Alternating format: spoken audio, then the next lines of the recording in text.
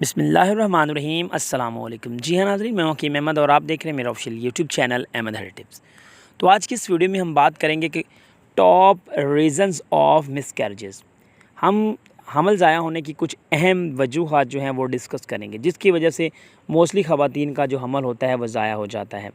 अगर आपकी हिस्ट्री है, यानी कि आप एक या एक से ज़्यादा दफ़ा आपका मिसकैरेज हो चुका है, आपने ये फेस कर लिया है, तो ये वीडियो आपके लिए बहुत ही ज़्यादा इंपॉर्टेंट है।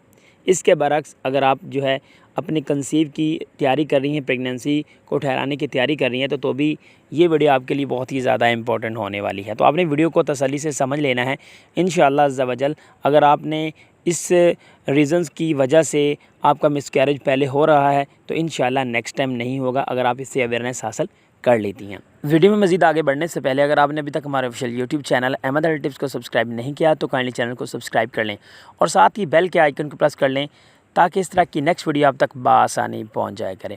तो चैनल को सब्सक्राइब करने का क्या तरीका होता है, नीचे दिया गया रेड कलर का सब्सक्राइब बटन प्रेस करें और साथ ही नोटिफिकेशन को ऑन कर लीजिएगा। तो हमारी मोटिवेशन के लिए थोड़ा सा वीडियो को लाइक कर दिया करें, ताकि हमें पता चल सके कि आपको हमारा कंटेंट अच्छा लग रहा है। तो 100 लाइक का टारगेट रखा है इस वीडियो पे, तो काइंडली टारगेट लाजमी अचीव करिएगा। तो चलते हैं पहली मेन रीज़न की तरफ। पहली मेन रीज़न ये है कि फॉलिक एसिड की कमी हो जाना।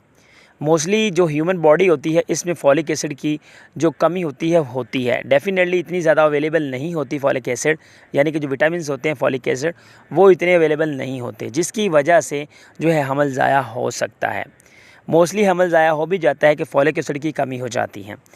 तो डेफ़िनेटली आपको 14 हफ़्तों तक जो है फॉलिक एसिड लेना चाहिए, ताकि आपकी बेबी की ग्रोथ हो सके और आप जो है नेक्स्ट टाइम इस मिसकैरेज की रीज़न से बच सकें। तो ये एक मेन रीज़न समझी जाती है। तो सेकंड हम बात कर लेते हैं कि मोस्टली ख़वातीन जब प्रेग्नेंट हो जाती हैं, तो प्रेगनेंसी के बाद वो अपनी डाइट का ख्याल नहीं रखती, जिनकी वजह से उनका जो वज़न होता है वो तेज़ी से बढ़ना शुरू हो जाता है। तो तेज़ी से बढ़ने वाला वज़न जो है, ये भी आपकी मिसकैरेज की एक वजह बन सकता है। इसके बरअक्स अगर आपका वेट जो है वो ज़्यादा जो है डिक्रीज़ हो गया, यानी कि गिर गया है, बहुत ज़्यादा गिर गया है, तो ये भी आपके हमल ज़ाया होने की एक वजह बन सकती है। तो काइंडली आपको क्या करना चाहिए, इन दोनों सूरतों में अपने आप को जो है कवर अप करना चाहिए, ताकि आपकी जो प्रेगनेंसी है वो अच्छी तरीके से परवान चढ़ सके, सक्सेसफुल हो सके। तो हम आगे चलते हैं अगली रीज़न की तरफ।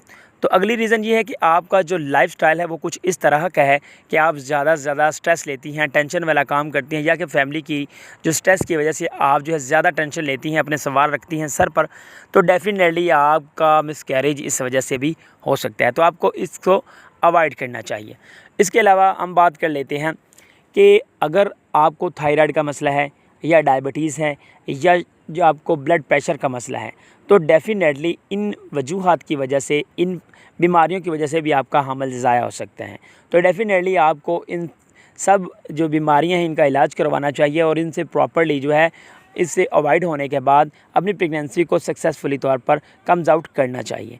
तो उम्मीद करता हूँ कि वीडियो आपको पसंद आई होगी। Thanks for watching Ahmed health tips. वस्सलाम।